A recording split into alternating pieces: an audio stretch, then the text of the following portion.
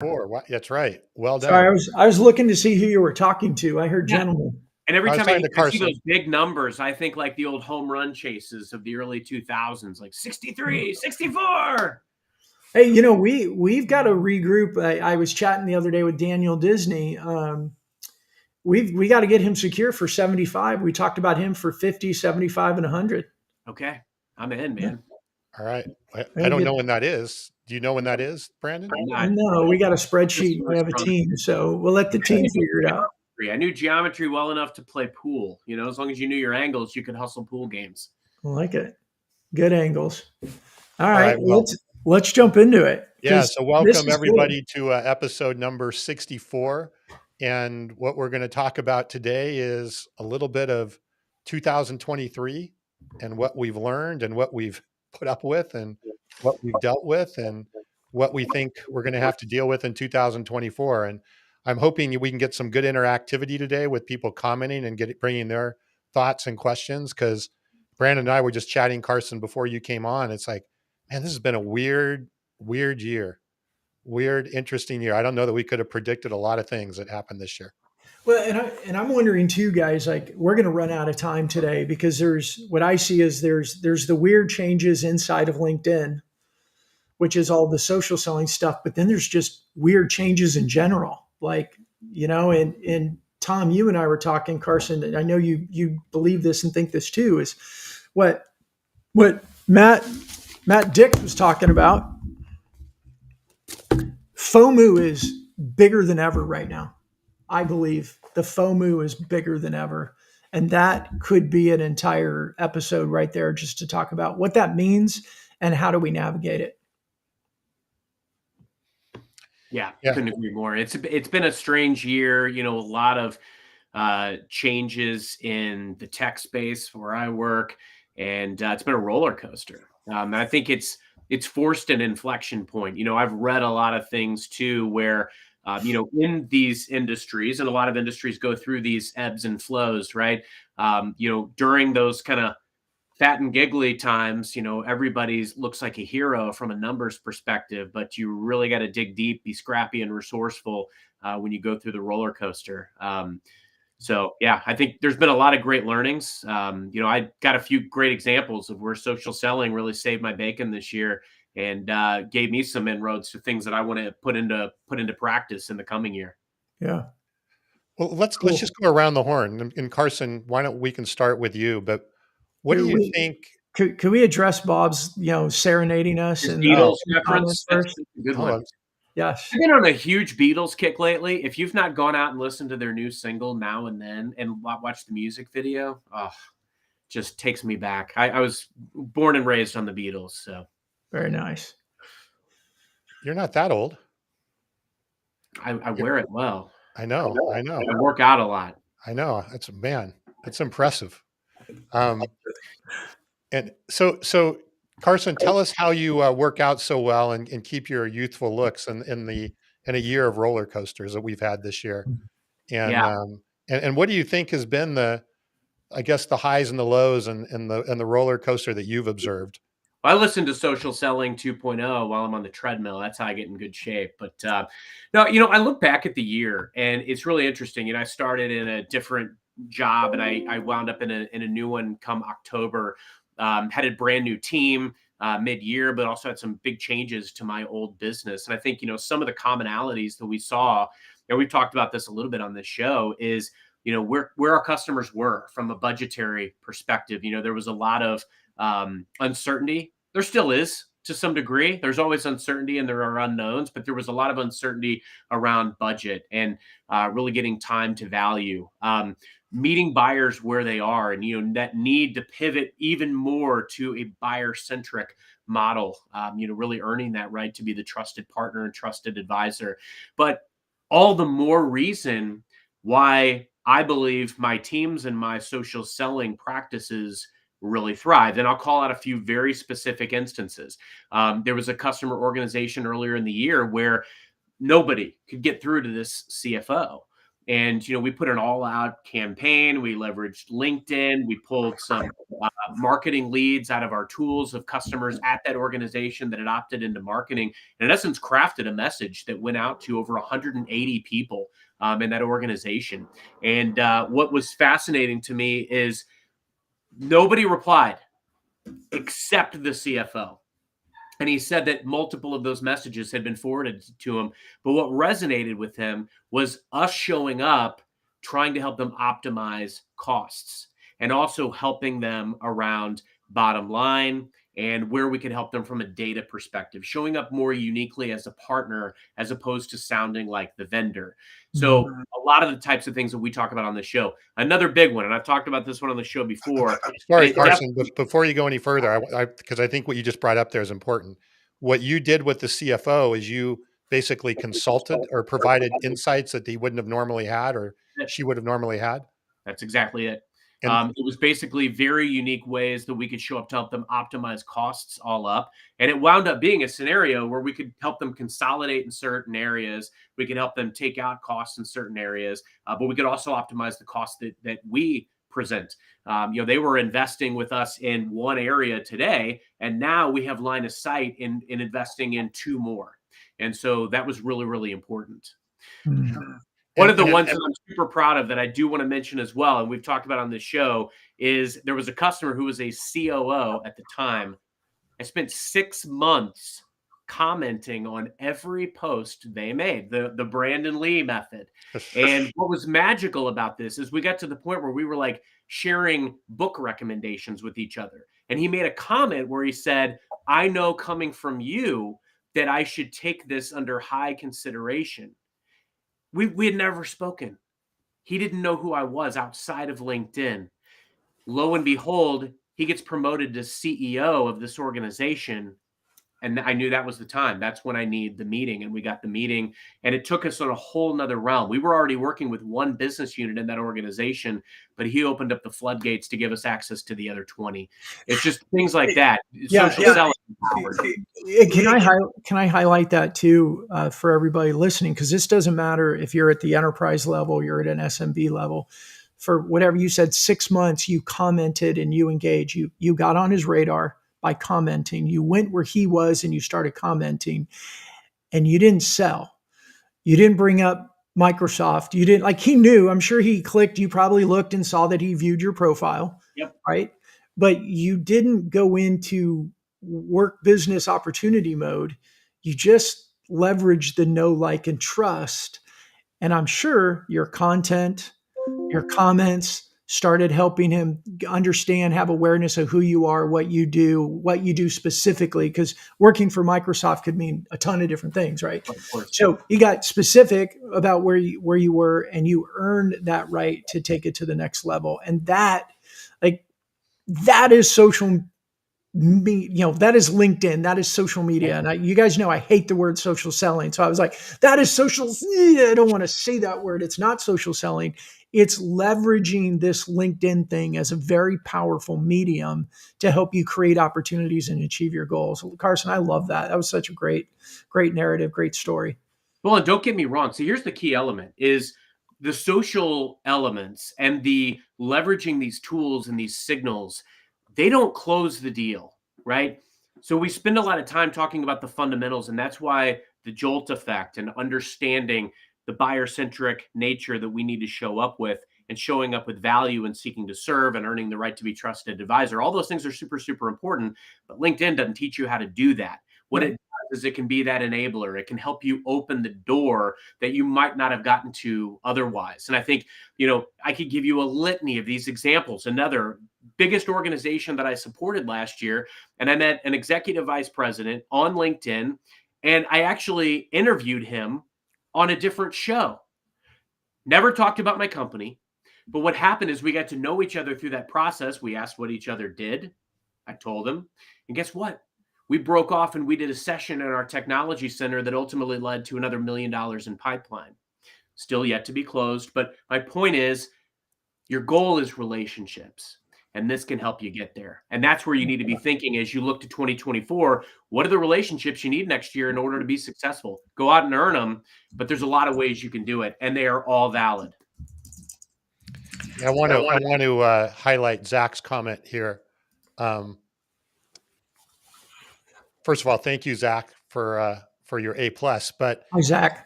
If your goal is to get a no, please go away as fast as possible, immediately send someone a message asking for the sale completely cold. Right. I guess that would be the wrong way to use LinkedIn in the commenting. So Carson, I know you have a couple more examples. I got more. I got more. So one of my other favorite ones, they're all my favorites, right? They're like, children. You can't pick just one over, as your favorite. There was another one where we were stuck, right? And the customer was ghosting us. And we had some good conversations, some good momentum, and then nothing. And so what we started doing was a little, sniffing around. I think it's valuable to have a friendly in every situation or every organization. You want those proponents within those organizations that can kind of give you the litmus test or the temperature. And so we had somebody willingly told us that, hey, they knew that the executives were talking to this particular vendor/partner of ours, right? So what did I do? We had no idea who they were talking to. I went out on LinkedIn, and lo and behold, I was connected to 34 people at that partner. I messaged all 34 of them in that day. And within 24 hours, I had a meeting set up with that partner. And I showed up and I said, guys, I know you're working with this customer. I'm willing to go and find some investment dollars to help you win this deal. What do you need from me? 6 months later, signed an 8-figure deal. I mean, it's things like that where it's not always, I don't need the best relationship with the customer. If I find somebody else who has a better relationship with the business decision maker and I can invest in them and help them win, and that helps my team win, that's the path, right? So using LinkedIn, again, as a way to create relationships, or when I was completely blocked and completely being ghosted, finding the obstacle, because as we know from Ryan Holiday, the obstacle is the way. And yes, we're working on to getting him on this show. That ultimately ended up being the strategy that won it. So Brandon, I'm going to ask you a question related to what Carson's saying, right? And especially maybe in the more small to medium-sized business world. What do you say to somebody who says, it's great that Carson has the time and the ability to build these relationships because he's got an enterprise sale, but I got to make some deals this month, right? I got to make my numbers this month, this quota this week. How do you do that when you don't have a year to get a deal done? Yeah, well, and I think a lot of some of the companies that we work with, they're like full cycle AEs. They're more traditional, and they're working on quarterly goals, not as much the 2-week and 30-day goals like tech and software tend to do. But I think looking at it at the SMB level, and I'm sorry, my brain went like 5 different stories I want to tell. So I'm trying to do it in a rational, logical way and not just vomit all over the place. We don't do rational or logical on this show. That's right. You might need another show for that. If you want logical, you need to call Dr. Spock, right? That's it. There's a movie reference for you. Well, so look, here's a couple of stories that I've been hearing as well and experiencing. As Zach said, or Zach was mentioning, using this as a platform to create conversation, to create relationship, to show up and to be known. And I love that, Mark Clausen says that, know, be known, and serve. James Gimlin, one of our concierge clients that we work with on LinkedIn, he went to his 20-year high school reunion and walked around and felt like he was, king of the prom because everyone was walking up to him going, dude, you're crushing it on LinkedIn. And like, oh my gosh, all this stuff you're doing on LinkedIn. And none of them had ever commented or liked any of his content.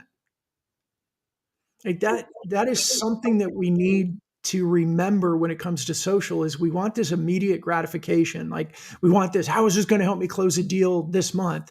And there's other tactics for that. But with a lot of this, it's not about as Zach, mentioned here, it's not that cold message of hurry up and get on a call and a demo with me. This is about building your brand and elevating your company brand. I heard something this week. I had never heard it rephrased this way before, and I don't know why I didn't, or maybe I did and it didn't sink in. But social media, a lot of times with some of the companies that we talk to, I think C-suite is very resistant. And as we start unpacking why they're resistant, there's some of these myths or these misperceptions they have about social. And one of the biggest ones is that it is self-promotion, right? Social media is not about self-promotion.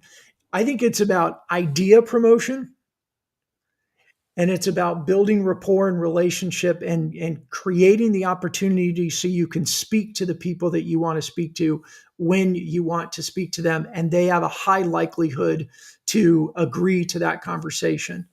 And that's, I think, Carson, the way you use it a lot of times is around that. It's that channel to create conversations with the right people at the right time. And you earn that over time because you show up every day, multiple times a day. You comment, you post, you go on shows. Like, this is about building, you can use these words like personal brand, but what the heck does that mean? Like, people know us because of our show. People know us because we publish. People know us because we go to other people's posts and we comment, we add value when we talk with people. And what happens is, tactically, our connections increase, our impressions increase, but also our emails coming in increase. Our calls increase. The direct messages inside of LinkedIn of going, hey, I've been watching your show and I think you guys can help us. When can we talk? Those increase. That's what I'm seeing around this year. And it's escalating because, and I'll shut up. I'm sorry, guys. It's escalating because a lot of the traditional companies that we talk to, traditional professional service providers, manufacturers, distributors, they're finally really hitting that point where, the way I've sold for the last 25 years is just not producing. And they're finally getting to the point where they're realizing that just making more calls or getting tickets to a different match, or, okay, we're going to go golf at this really cool golf course now instead of just the normal one. Those aren't working. They're not getting people to step up and build that relationship with them. But if you set up a LinkedIn event and put it at Top Golf, you can still get a lot of people there. Absolutely. Add the social to the old way. That's right.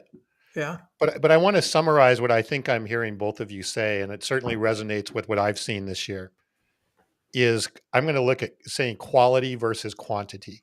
I think we have shifted from a mentality, and maybe we fully haven't as an industry, but I believe that there's more and more of a respect and an appreciation for quality in the sales process than quantity. Mm. And I think that even a year or two ago, it was all around quality or quantity, numbers, numbers, numbers. Yeah. And when you combine that with what you were talking about, Brandon, and what Matt Dixon was talking about as the fear of messing up versus the fear of missing out, is the quality, the people that show up with the right quality, like we've talked about, have a lot more opportunity to build trust and alleviate that fear of missing out, or that fear of messing up. Yeah. And I think if I were to look ahead into next year, which I know we're going to talk about, I think that quality characteristic and quality focus is going to become more pronounced. I think that it's hard. I think it's been hard for people to digest this movement from quantity to quality, but I do think it's happening. And I'd be interested in your take on that. But I think it reflects what both of you were saying. I would agree with you wholeheartedly, that especially person to person, I mean, there's a quality, there's a finesse, we're earning that relationship, and that is ultimately what's going to be respected. And that's ultimately where customers are going to make that decision to buy, because you've de-risked that decision for them. They're going to be more likely to trust you. Hence, you need the quality. You've got to spend the time earning your seat at the table, and then ultimately earning the business. Now, there are absolutely times as well. I made a transition mid-year to a much larger ocean, right? Hundreds of customers in the Americas. And so it was really paramount for us to build a scale engine. And it's okay. And I tell my team this all the time. It's okay to passively educate. Not every single time we do some big informative session you're going to get a lot of attendees, but it may not turn into as many calls.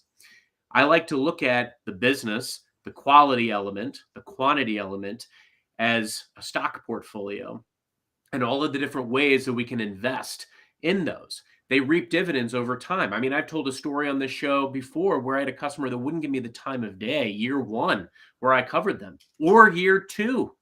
But year three, I got a very valuable piece of intel that there was a reason why they weren't talking to me or to us as an organization because of a prior scenario.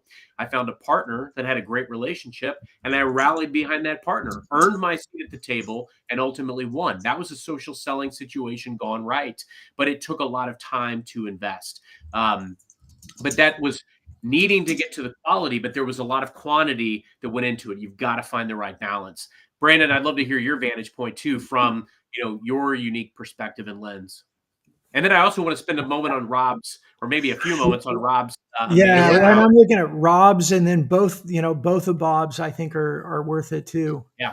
So, All right, well, let's start with Rob. So self-promotion is a complex topic that has both pros and cons. On one hand, self-promotion can help you increase your visibility, build your reputation, and achieve your career goals. On the other hand, self-promotion can be seen as arrogant, annoying, or dishonest and damage relationship with others. I've been called worse. Yeah. yeah, and you know what? Here's the thing I like about it, and I think Rob is spot on. Is that there's a nuance and there's a strategy that I think you can do in social where you're not seen as arrogant, and that is when you promote ideas versus you promote yourself. And Tom and I were having this conversation, and I'd love to hear your take on this, Carson, because you weren't in that conversation. We just had it today. I think is. You guys are talking without me? I know. Can you believe that? Left out, fear of missing out. FOMO. We're products of the 80s. And for me, those were formative learning years, right? I finished high school in 88, went to college in the 90s, and even the 90s. It was a time where more of fake it till you make it was our motto. So we didn't show up and say things unless we were confident that we were right. Because if we were wrong, somebody was going to tell us we were wrong and shove it in our face. That fair? I mean, that's a pretty harsh way of saying it, but that was the tone of it. We had that to was be how you were judged. There was a judgment of that. Yeah. Right. The social media era changed that. And I think for me, I feel like I failed in social media for a while because I had this 80s and 90s mindset of going, hey, this is what I've done. This is what I've learned. This works. And I do believe I was more seen as being arrogant and self-promoting. And I was sitting there going, well, God, what the heck? Why is my content not working? Like, I've done some cool shit in my life. I've built and sold 3 companies. These are the things that I've learned. I have experience. In the 80s and 90s, you show up and say, hey, I built an $18 million company in 5 years and sold it. People are like, what'd you do? But now, people would rather hear when you fell flat on your face. Exactly. And what's interesting to me, and I talk to people about this stuff all the time because I talk to a lot of people that are like, I don't know what to post. I don't feel comfortable posting. They spend they almost have analysis paralysis, God love them, because they think so much about like that first post and getting out there. And you'd be surprised to know I am an introvert. I struggled a lot with getting out onto social, and I've kind of like dabbed my toes into the water with this thing, and I've tried this, and like this is working, so I'm willing to go out and try this, like the TikTok or then the podcast. And I was very reluctant to do that a few years back, and then I got comfortable doing that. And I think the key element is you've got to become. It's kind of like looking for a job. You ultimately have to become the obvious choice for whatever it is that you want to do. And that doesn't guarantee you the job, doesn't guarantee you the business. Even if you're the obvious vendor, as we've discussed on prior shows, you can show your value till you're blue in the face, but they're going to make the decision based on the risk and if they're willing to make that call.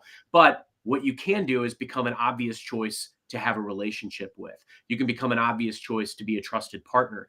Mm-hmm. And where I really tried to think about my social presence, because I did the exact same stuff, Brandon. I've tried a lot of stuff. I've made a lot of mistakes over the last decade of plus of social selling. I've sent messages that I'm sure were considered spammy, and I've posted things that people probably thought were braggadocious because I thought that's what would resonate, but I was wrong. What Mhm. resonates is stories. And when you're able to come out and be vulnerable about a scenario that you went through, and hey, I fell flat on my face. I got so many hits on a post that I made not long ago about the time I missed quota and how excruciating that was for me Mhm. and what it forced me to do as a person to come back and like rise from the ashes, right? Yeah. I got insufficient results, zero rewards for an entire year. It was humiliating. I was 1 foot out the door, and I get more credibility and appreciation from people in my organization and my team when I share that story than pretty much any other, Yeah. because it humanizes you. If your social presence humanizes you and you start a conversation and you're provocative, then it will stand out without being Yeah. self-promotional. And that makes me think of two things, Carson. One is we can learn in public, and that creates community. So again, in the 80s and 90s mindset for me was you had to figure it out and know what you were talking about before you opened your mouth. In the social media era, you can come in and say, I'm trying to learn something. And people go, oh, I want to be involved. And then you can say, this is what I'm doing. Oh man, that stunk. It didn't work. But hey, I'm doing this and I'm getting a better uptick. Like, what have you guys? And that's what, in fact, I think that's like I'll call it kind of the Darren McKee method. Like that's how Darren built his community and his audience. He just started sharing publicly, like, hey, I'm gonna try and figure this thing out. I'm gonna post every day. I don't know what I'm gonna say, but I'm gonna post every day. And now he's what, 100 and some thousand followers or whatever it is. He built it by just being transparent into the community. The other piece is, and we talk about this, and maybe we don't talk about it deep enough or tactical enough on the show. We do with customers and really get into the nitty gritty. It's, what are you observing? That's content. What are you thinking? What are you feeling? Oh my gosh, we're not supposed to do feelings. But, Tom and I were, when we were talking earlier, and Tom's like, I feel like next year this is going to happen. And I'm like, Tom, that's excellent content. You should be posting that. It's like, I feel with AI that what's happening with people is this. You should be posting that. That should be content. What you observe is going on. What do you feel about what's going on? What do you think, or why do you think things are happening? You start sharing that type of content in your industry, and now you're building your personal brand and you're elevating your company brand. It has no, it's not, is your product perfect? You're building that know, like, and trust, and people want to do business with people they know, like, and trust still. And this thing called LinkedIn is the fastest way to do it still, in my opinion. Yeah. Your experiences are valid. Lead conversations with your thoughts. That's all it takes to be a thought leader. So Yep. let's hit a couple more of these I like comments Bob's from Bob, stuff. actually. So Yeah, Bob's on fire today. I like this one. The traditional U.S. capitalist approach to business is morphing into the European model of relationship first. And I think that's exactly, and maybe I didn't phrase it as well as I should have here about quality, right? What Bob's saying is not sure I agree with the move towards quality. If that were the case, we wouldn't see the massive migration towards self-service buying where quality is an unknown. Well, as we know, right, people, if they can buy without a salesperson, they will, right? But there's a lot of things in this world today you can't buy without the guidance of a salesperson. And I think with AI and some of the new technologies and new tools and capabilities, Brandon, you're seeing this, right? People need more help than ever, not Mhm. only just to buy, but to use, to adopt, to understand all of that. So I completely agree with Bob is commodity products are going to go more towards self-service, but there's a lot of products and services that are going to be and are coming out day after day and are going to be in next year. A lot of products that even may look have been commodity products before, but as they become more advanced, they start utilizing AI. All of those things are going to require more assistance and more guidance. You know, I'm amazed, Brandon. I know you see this as well, and Carson, I want to get your thoughts on this as well. You know, you guys would really use Copilot and a lot of AI tools. The number of people right now that we talk to every day that AI, I don't know if I use the word is scary, but it's intimidating. and they don't really have any idea of what to start or what to do with it. It's higher than I've seen with probably any other technology that I've seen in my career. So we're going to need to provide more guidance. And yes, there will certainly be products that go towards self-service, but I think a lot of other products are going in a different direction. I think we were talking about this internally, and I'm going to date myself again by saying 80s and 90s, but also I use the analogy of AOL. Right? AOL convinced a whole bunch of people that they were on the internet, and they were kind of, but AOL brought an easy version of the internet to people. They weren't going through a browser and going into different forums and chat rooms and all of that type of stuff. They were using this AOL thing that brought email to them. Now, of course, there weren't other tools out there yet to help most people or the mass public do it. So AOL filled a very important niche at the time, and people felt really good that they were on the internet. It wasn't until years later that a lot of people started realizing, oh, I could get a browser, I could get Netscape and go straight to wherever I want. They didn't have to go to AOL and do a search. They could open up a browser and go www dot whatever they wanted to go to. And I think that that's what's going to be happening over the next 12 months with AI, is that there's going to be a lot of easier versions of tools. Because I know for me as a CEO, take away the tech side as a CEO, I want the output of AI, but I don't want to go figure out all the prompts and I don't, that's not who I am. Now we got people on our team that love that stuff, and they should go do that and figure it out and become experts at it. But for me, I don't want that. That's not the best use of my time. I think that, and I'll use a tech word, but then I'll quickly move away from it. I think that the quicker that organizations can at least get a handle on how it can be leveraged from a use case perspective, it will not go down the path of becoming like a shadow IT, right? Because I think the challenge that you're going to run into is a lot of people are leveraging it right now, playing around with it. And I mean, I've got a handful, a litany of stories of ways that I've used AI this year to accelerate, grease the skids, kind of serve as the WD-40 of email writing, or writing up my marketing content, or Humantic AI, and leveraging that to really turn around a relationship that I had with an executive, a non-existent relationship, into a significant deal, right? So there's some amazing use cases for it, but I think we need to collectively look at what are the problems we're trying to solve, and just being very intentional. And if there are ways, like a lot of the organizations that we work with right now on AI projects, it's all about streamlining processes, automating things, making a better proofread, more adequate or articulate message that is going to go to an executive. And it's not going to be perfect, but that's why we've called it Copilot here at Microsoft, because it doesn't replace any of the work. It is your Copilot. It is your guide. It is your wingman. So I think that's the key element is we've got to start looking at the ways that it can help us as sellers and as sales leaders. And those use cases are rife. And I like using Humantic AI as an example, because what's happening there is you're getting the output value of AI without having to know AI. Right. It's like you're not digging into the secret sauce, so it's not as daunting, right? Right. And that's where I think I don't agree with Bob. I love you, Bob, but I don't agree with that. I don't think that AI is going to become as sexy as ERP. I think AI is going to become, what's the right analogy? As sexy as the cloud. I mean, some people are going to be fast adopters, and some people are going to be laggards. But I think eventually we're all going to be using it, whether we like it or not. Tom, what do you think? You're more the AI guy out of us. Yeah, boy.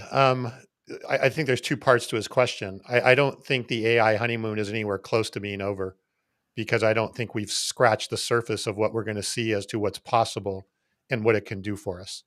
I think I was telling my wife yesterday, remember when I'm going to date myself, Brandon. Remember when we were kids and we had those cups and you'd connect them with like fishing line, and you'd, talk to each other and you could hear each other in I'm the not cup. familiar with that. Yeah, that was way before your time, Carson. I've seen that in movies. They were You're all black seeing- and yeah. white, but I remember seeing that.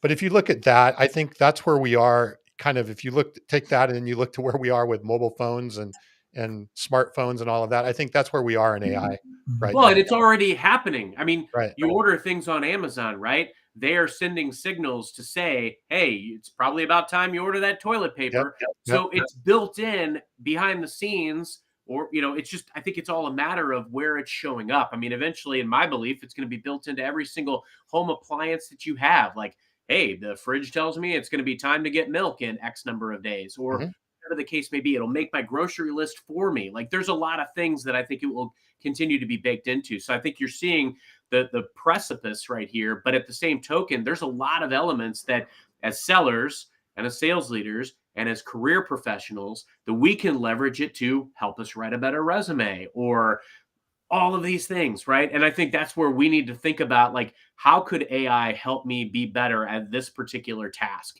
And as we train our brains to do that, it will just make us better, all the while making sure that we don't completely ever let it dehumanize our sales approach. Yeah, I did a little project just this week where we have a tool on our website that basically, if a company comes to the website, it records who the company is and all that kind of stuff. And but what I did is I set up a little tool that when something happens like that, I then send it to chat or AI. AI does a full business canvas model for that company. We'll do a competitive analysis to its top competitors and then email it to our sales team, right? That are Amazing. there, right? So now rather than the sales team incredible. getting, hey, Microsoft came to our website, and then, okay, now what? They've now got a complete, you talk about research a lot, right? They have a starting point of which they can use to jumpstart what they're doing. Again, that's not in the scope of what's possible. It's like scratching the surface, but the value is very large given the investment that goes into it. And we're going to see more and more of that. That's going to make our jobs, whether it's sellers or business executives or whatever, easier and more efficient. And going back to the second part of Bob's question or point about, will it become as sexy as ERP, right? What's going to be sexy about this is the business results that it's going to create for Mhm. us, and the money and the profits and the efficiency that, and hopefully the free time that it gives back to us, or at least not free time, but time to use our attention in places that we enjoy versus things that we hate so much. Think about it like putting an F1 car out there without making it stop for the pits, right? You're in essence enabling that car to do what it's made to do, drive fast. And that's what our great sellers want to do. Not do all the administrative tasks, not take the time to write this big, robust presentation, not take the time to have to mine through all of this data and minutia to put together something. It can do a lot of that for you, make it better than it might have been anyway, and allow you to focus on the relationship. And I think that's the thing that's empowering about AI. If only there was a two-tier platform that could help. Never mind. We're having so much fun building what we're building, and just what we're going to launch in January. I really hope it serves people well, because I mean, it just relates to this conversation. Help people be more efficient and better. Stop looking at AI as, oh, it's going to remove the humanity. No, it is only going to remove humanity if you allow it. But if you focus on how do we help people be more efficient and better, there's so much potential that we're just scratching the surface with. And be willing to tinker and try, right? Like, not just AI, but even other things. Like, I would encourage you, do an internet search for, just some of these different platforms. Like, hey, it's coming up on time to make our New Year's resolutions, right? So think about, like, what would it look like to do a blog or a vlog, or just make a post once a week or a couple of times a week out on LinkedIn that starts a conversation. I think the key element is one of the biggest things that I've really learned over the years around social selling, and we talked about this way back when we did a show around, like, selling this to your boss.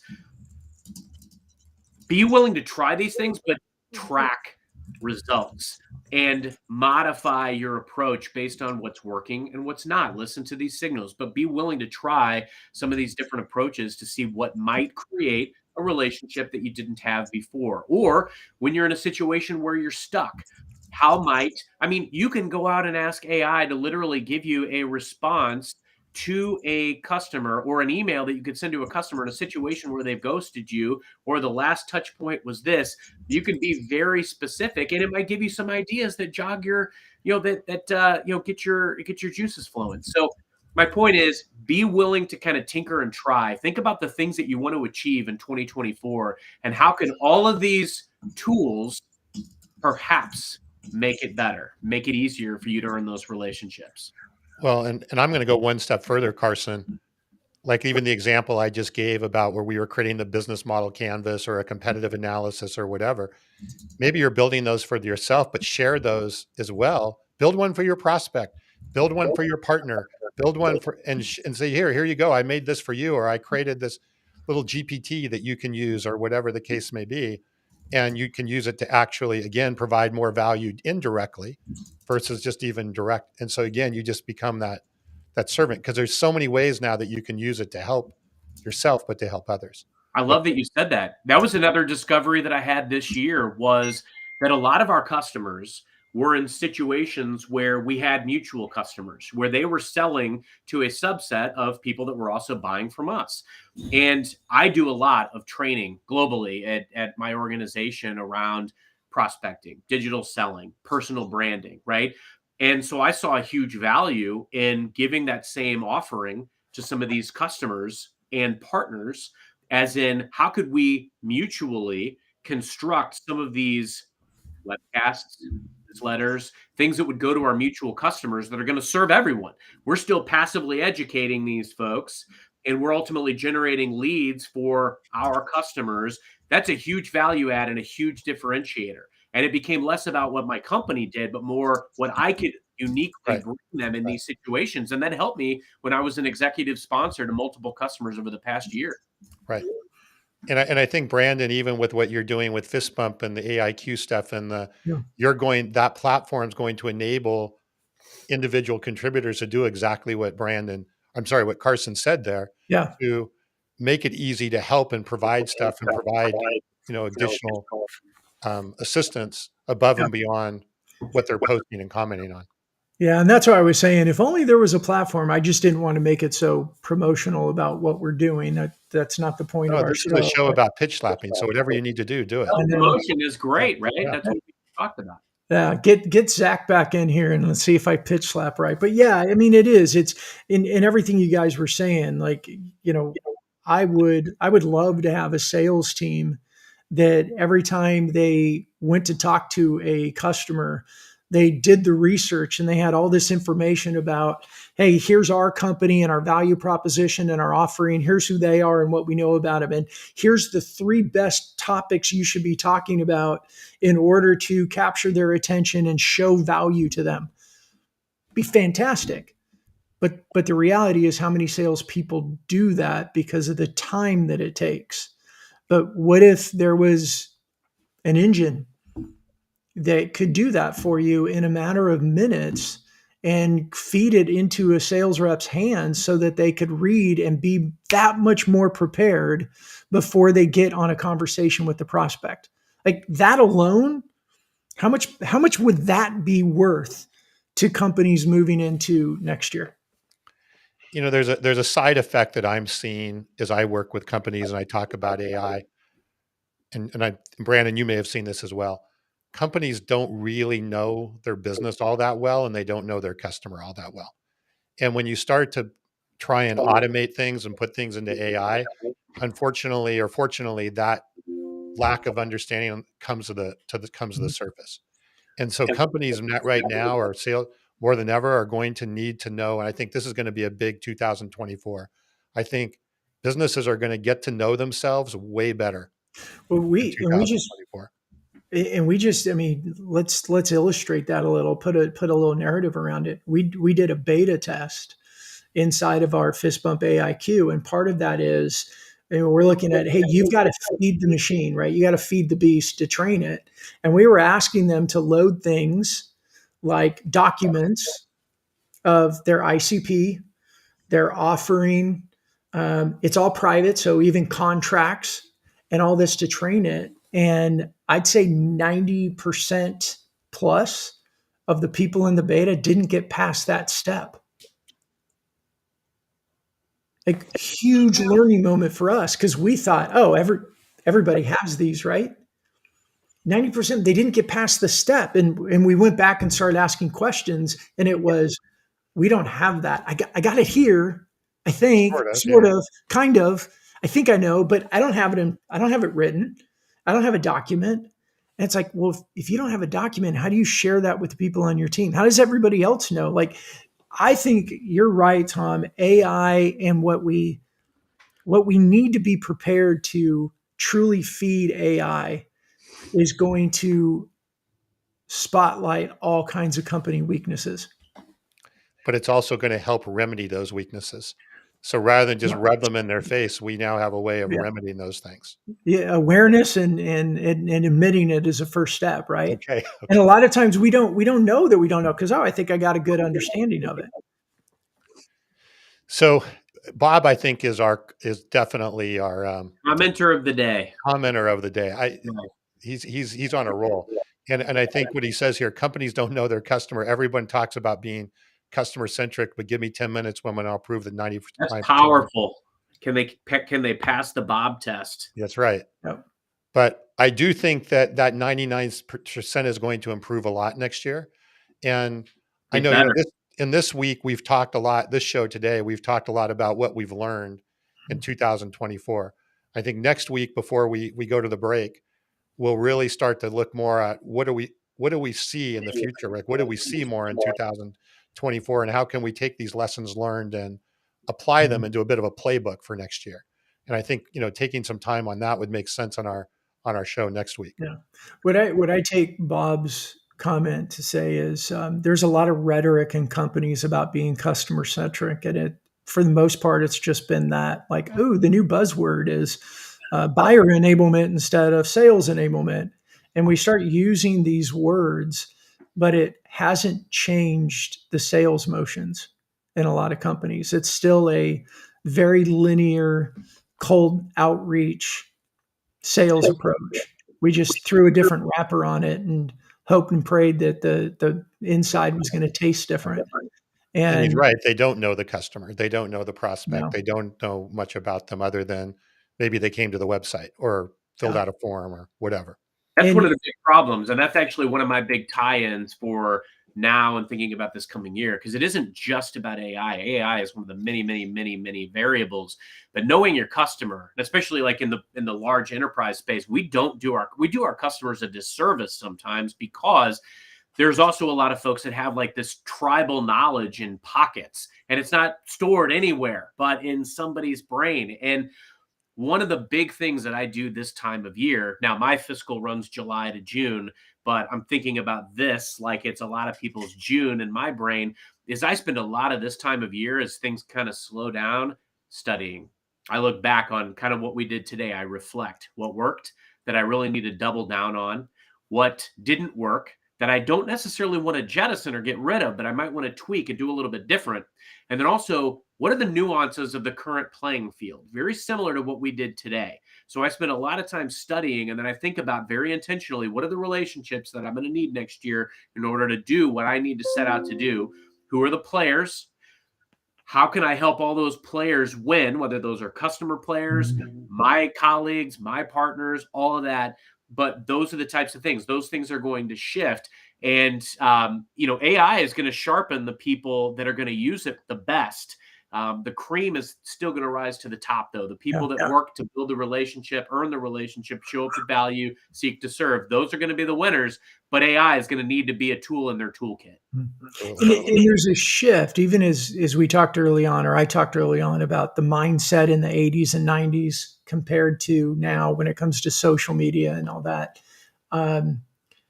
Hustle isn't going to do it moving forward. Not hustle alone. There's got to be more intention and intelligence built into processes and being customer centric and all that. I think that for years we could get away with not knowing as much, but just pound the phone harder and talk to more people and send out more emails and all that. And that was, grit and muscle motion. I just don't, that's not going to be enough. The companies that go a little bit slower, a lot smarter, leverage things like AI to be smarter about what they do and smarter about their customers and smarter what their customers need, they're going to win a lot more. Go slow to move fast, right, Tom? Quality over quantity. What you're saying. Well, I think these were some really excellent. I've made some notes here, right? I think it's like you said, Carson, this is really helpful. Sometimes it's just helpful to talk about sort of some of the things that have happened over the last year and kind of get some visibility on them. And I do want to focus a lot as we go into next week on what we see going into next year. And then as we come out of the break, I think we've got another big, huge lineup of guests for like the next 6 or 8 weeks. Beautiful. So, who's upcoming? Any we have the CEO of Seamless AI coming. We have Julia Hansen coming. We've got, boy, let me look here. Yeah, so I don't have it open on my screen right Mario now. Martinez, Patrick Penny, Drew Alice, Lee Saul. is coming on. Yeah. Sales Secrets. What was that, Carson? Brandon Bornanson, who wrote Yeah. Secrets and others, but I'm in Sales Secrets. So anyway, yeah, once we get past the break, we've got a pretty good lineup here. Love it. All right. I'll have to come back for more then. I was in negotiation to re-up my contract. I will be back in 2024 with that roster. Oh boy, that was close. Well, Brandon's up, I think, in January, so I don't know. I think he's going to be getting like a Tawny contract, like the Tawny. Yeah, I was just going to say the only people that couldn't afford me at this point would be probably the Dodgers. They don't have any money left. That's right. I was expecting a pink slip in January. All right. Any final thoughts before we sign off today? No, just appreciate everybody being on. Send us, any recommendations for future shows, future topics, future guests. And I think what's amazing to me too, and Brandon, this really emanated from, when you're talking about just some of the things that you're working on with Fist Bump, is that is all being created by listening to the audience, listening to what's working, what's not, and very much in line with some of the things that we talked about today as we reflect. So we'd love to have, the audience as well share any reflections in the chat that you've had over this past year, things you've learned, what worked and what didn't work. Maybe we should do a full show on the biggest social faux pas that we've made. I'd be more than happy to share some of those, but I think it's really fun to continue learning with this crew. Absolutely. Talk about when my LinkedIn account got suspended in 2015. Pardon? Talk about when my LinkedIn account got suspended in 2015. I want to hear more about that. I mean, I was an early adopter of automation, and I was like, "Oh, that's interesting, cool. Let it run." Yeah. And next thing I know, I had 4,000 unanswered connection requests, and they shut me down. And at the time, I didn't even know that what I was doing was against the T's and C's because I never read them. That's why I use Octopus CRM, because it cuts you off. Yeah, lots of them do that now. They all got smart, but early adopters, we had to learn the wrong way, right? I had to run into the door a few times to realize I had to turn the knob. That's why I always like to show up later to the party. Let everybody kind of get their bearings, and then I can show up after somebody's already spilled something on themselves and fallen on the dance floor. See, and that's an interesting way to end our conversation around AI. That's right. That's true. All right, guys. Thanks for everybody who commented. Have a good week, and we'll see you next Wednesday. Yes, and until next time, happy